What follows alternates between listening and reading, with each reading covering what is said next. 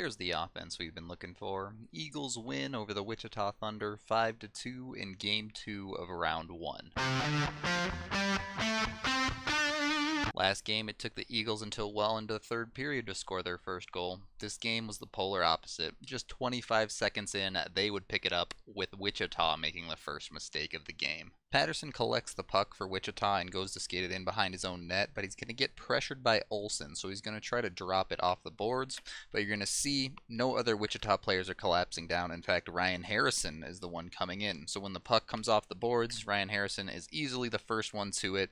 Rattel, realizing what happens, is cutting in front of the net, and Harrison sees him, so he quickly slides it across, and Rattel manages to finish.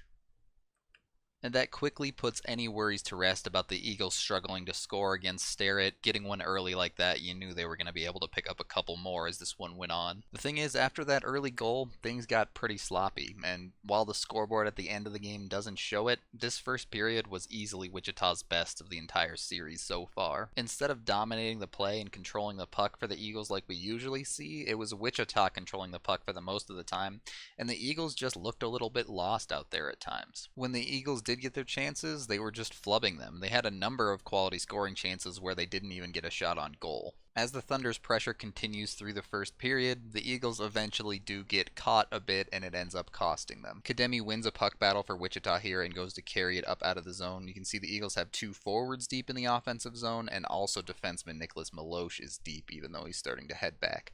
Despite seeing three players in front of him, Brady Shaw is going to try and step up here on Kademi and just gets beat clean as he goes for a hit. That creates almost a 2-on-1 situation, but Milosh does a good job getting back to create more of a 2-on-2 initially, but you're going to see, because Shaw stepped up, all three forwards are well behind the play. So as the third man in, Brown has a whole lot of space with Shaw chasing well behind here.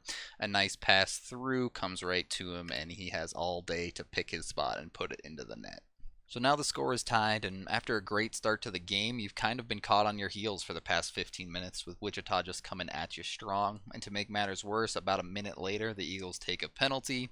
Now they have to kill one off, but thankfully the PK stays strong for this series for the Eagles, and they manage to. Then at the end of the first, things get a little bit chippy. Wichita gets called for a slash, and then Verpass gets into a fight. The Eagles get the better of the deal, still getting the power play there, but they quickly negate it by taking a slashing call of their own with just a few seconds left in the period. So you're on the board, and the score is tied 1-1, but that really was not a great first period for the Eagles. The start of the second was just as messy as a lot of the first. 16 seconds in, Wichita gets called for another slash, so the Eagles have a little bit of 4-on-3 time, and then that gets negated as the Eagles take another slash, and we get a very strange situation where we actually had 9 seconds of 3-on-3 time during regulation. Nothing would come of the 3-on-3, and in fact, nothing would even come of the 4-on-3 power play Wichita had for a little while.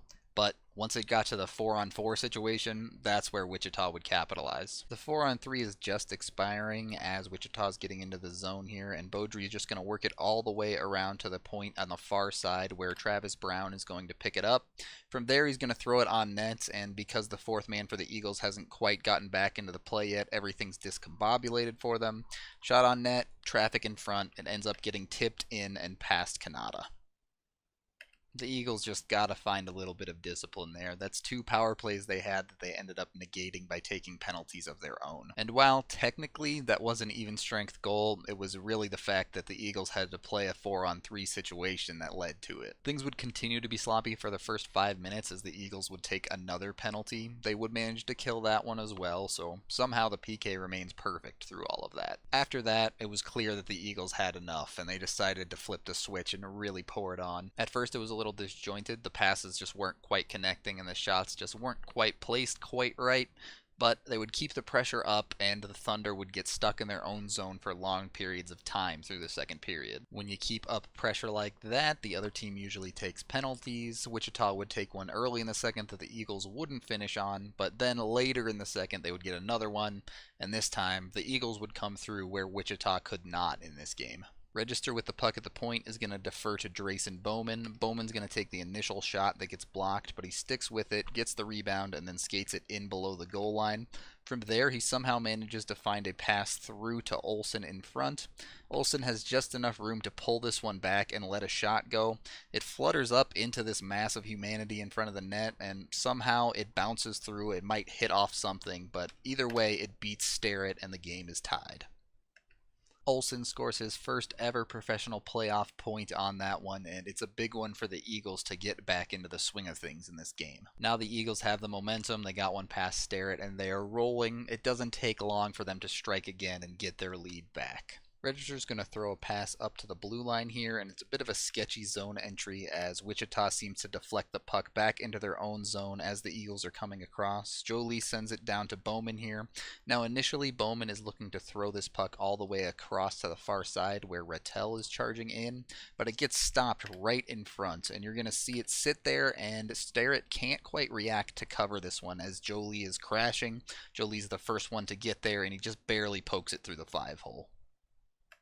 Jolie on the goal scoring board, and even though that wasn't the prettiest assist ever for Drayson Bowman, that's his third point of the playoffs. He's quietly leading the Eagles as a veteran. Eagles finish out the last 5 minutes of the period strong and take a 17-7 shot lead in the second. Given the sloppiness in the first period and at the start of the second, you'll take the 1-goal lead headed into second intermission. The third was a bit of an odd period. Early on, the Eagles got themselves into penalty trouble once again, taking one early and giving the Thunder a chance to get back into this game, but it seems like they can reliably fall back on that penalty kill as they go 6 for 6 tonight, including this one. After the penalty, up until about the 10-minute mark, Eagles really control play. They do a very good job of spending time in the Wichita zone, and when they're in there, they get it deep, playing smart with the 1-goal lead. On the few occasions that Wichita actually got possession in the Eagles zone, Kanata was up to the task to hold on to it for them. 9 minutes in, the Eagles would end up taking another penalty, but I hardly even count this one because it's the stupidest penalty in the game. The delay of game for two guys getting kicked out of the face-off circle. I don't know why it's a penalty. I don't know why they make such a big deal of kicking guys out of the face-off circle. It's just stupid. After the Eagles kill that one, we get a bit of muddled play. The puck kind of bounces around in the neutral zone a lot through this section. Neither team doing a great job of controlling the puck. But eventually, Travis Barron uses his speed to get into the Wichita zone and gets a penalty drawn, so the Eagles go back to the power play. And just like on the PK, the Eagles seem to shine at their best during special teams situations. It takes nearly the full power play, but eventually two young guns combine to pick up the goal. After the Eagles lose the puck entering into the Wichita zone, a lot of credit has to be given to Joey Rattel here. He sticks out his stick and gets just enough of this pass coming through to slow it down, allowing Beaudin to circle back and get control of it. From there, Beaudin is heading down the far side boards, and you're going to see Julian Nantel right here cut in, sneaking behind the Thunder defenseman. Beaudin and Nantel have played together a lot, so they kind of have that sixth sense with each other, and Beaudin finds him on the back door for an easy goal.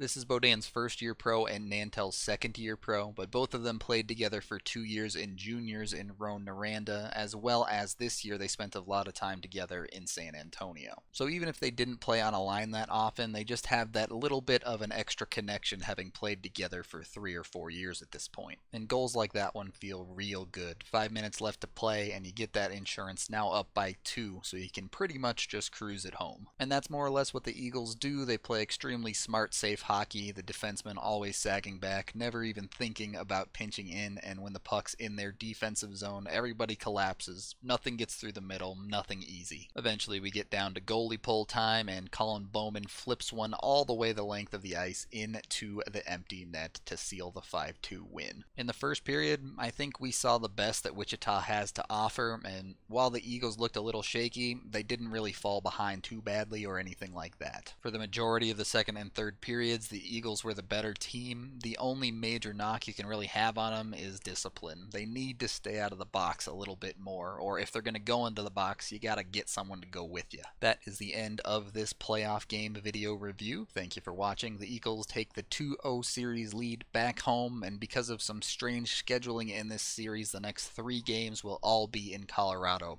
So look for the Eagles to close this one out on home ice. I'm Rudo3, and seriously, the face-off violation penalty is dumb.